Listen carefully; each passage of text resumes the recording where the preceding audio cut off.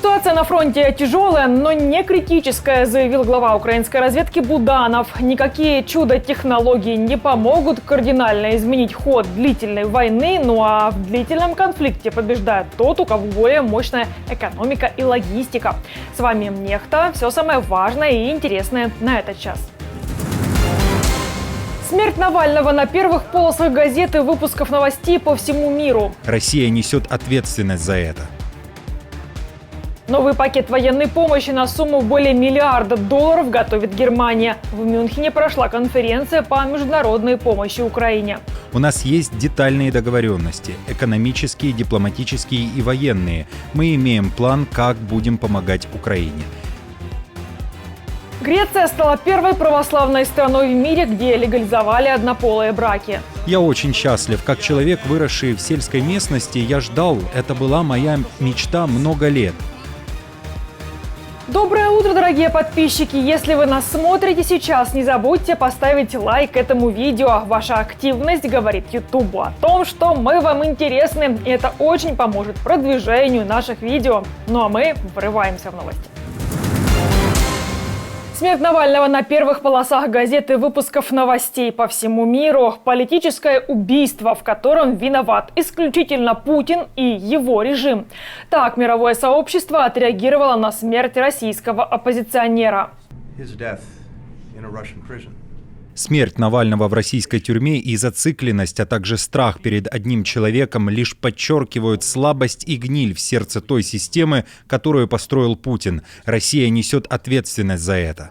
Навальный умер накануне в колонии Крайнего Севера на 48-м году жизни. Якобы после прогулки у него оторвался тромб. Пользователи обратили внимание, что пресс-релиз на сайте ФСИН о смерти Навального появился спустя 120 секунд после его смерти. Никогда так оперативно новость ФСИН ранее не выходила. Я хочу, чтобы Путин, все его окружение, путинские друзья, его правительство знали, что они понесут за то, что они сделали с нашей страной, с моей семьей и с моим мужем ответственность. И этот день наступит очень скоро.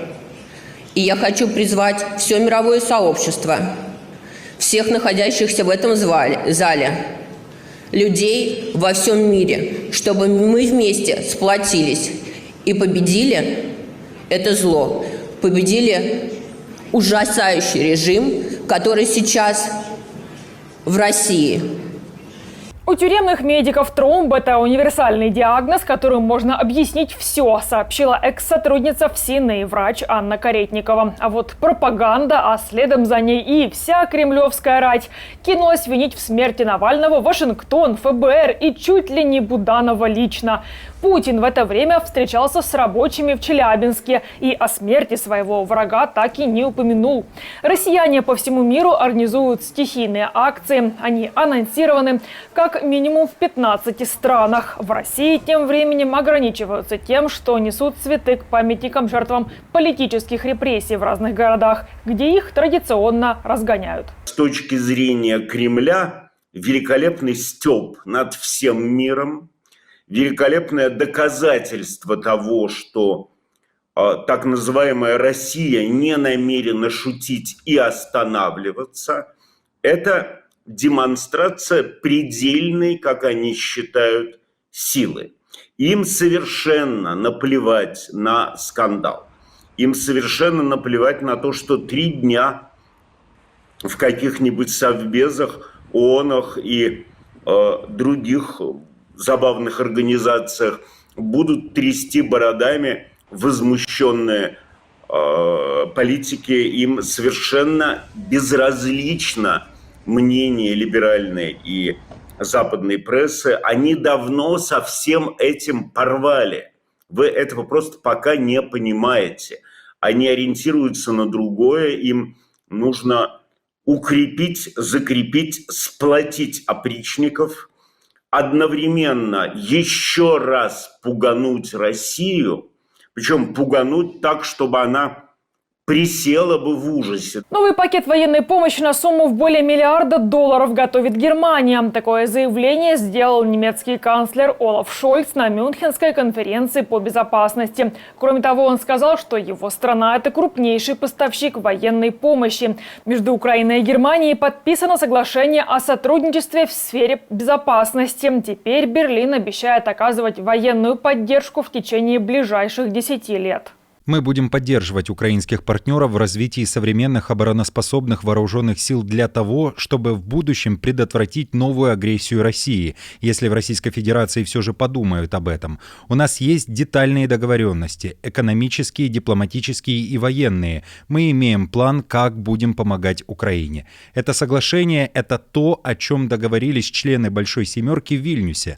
После Великобритании мы вторая страна, которая подписала это соглашение в сфере безопасности с Украиной. Расходы на восстановление Украины ООН оценила в $486 миллиардов. В прошлом году эта сумма составила 411 миллиардов. Примерные расходы подсчитали в ООН совместно со Всемирным банком, Европейской комиссией и правительством Украины. Самые пострадавшие области – Восточная и Южная, а также Киев. Озвученная сумма предварительная, так как российские атаки продолжаются.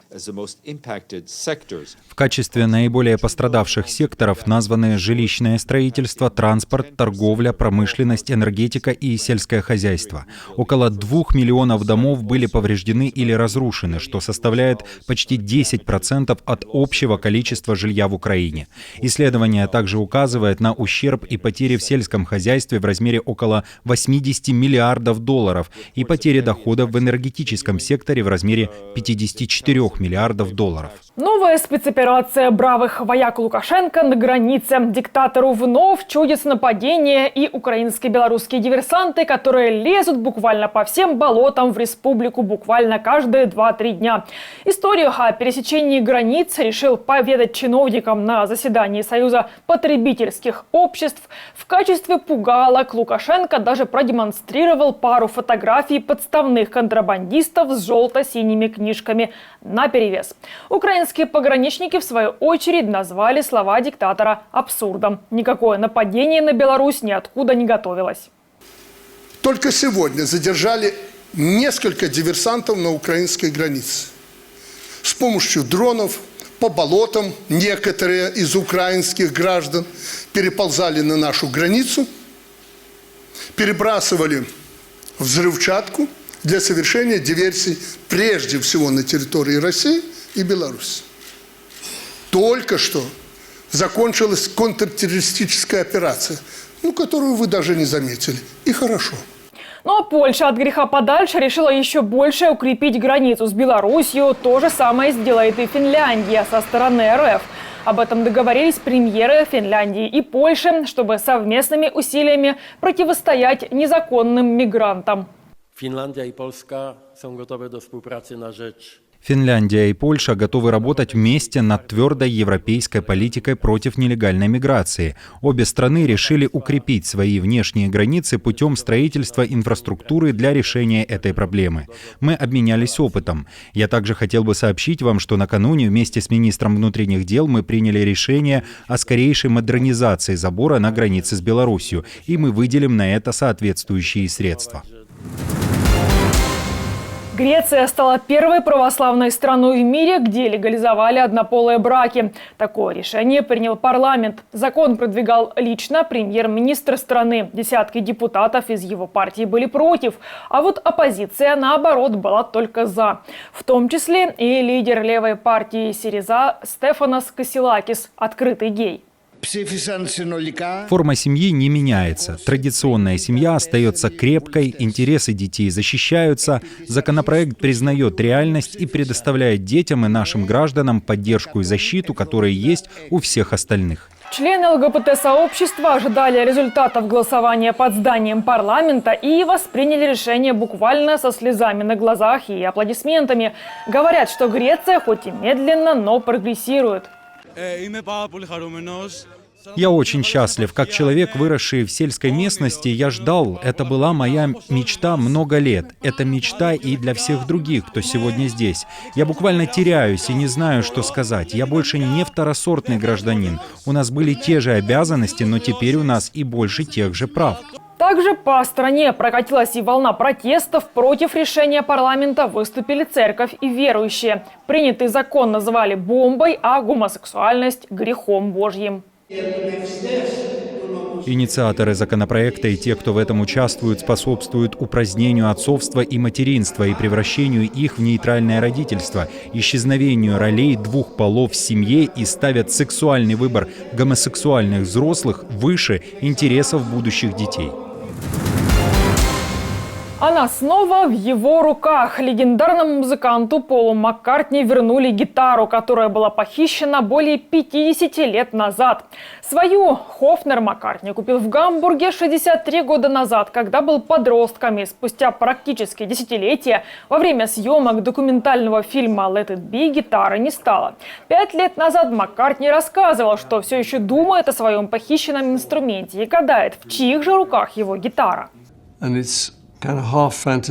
Итак, моя теория такова. Это даже своего рода фантазия, но она заключается в том, что вы идете в какой-то немецкий замок на холмах Баварии, ужинаете, а затем хозяин говорит: «Идите сюда, я хочу вам что-то показать». И вы поднимаетесь, а там маленькая комната, и над камином висит моя гитара.